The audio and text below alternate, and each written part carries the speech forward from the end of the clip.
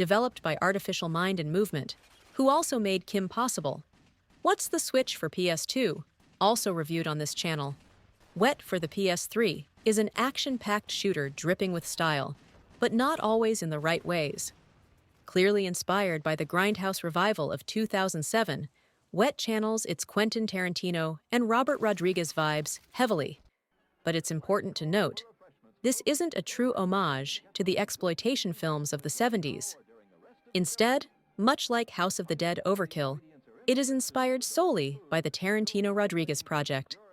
Wet is packed with over-the-top violence, cheeky attitude, and a thick coating of heavy post-processing effects. The result is a game that oozes flair, but can sometimes feel like style over substance.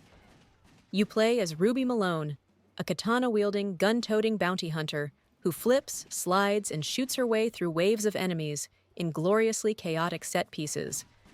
Wet combines Max Payne's iconic slow-motion gunplay with fluid parkour-inspired traversal. Think wall runs, flips, and acrobatics, all designed to keep you moving and gunning in style. It's undeniably fun at first, but the gameplay loop doesn't evolve much beyond these core mechanics.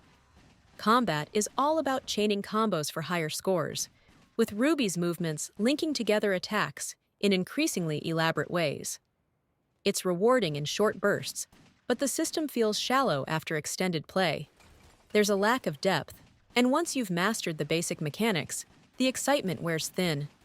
It's as if Wet wants to be a high-octane thrill ride, but it doesn't have the complexity to keep you fully engaged for the long haul.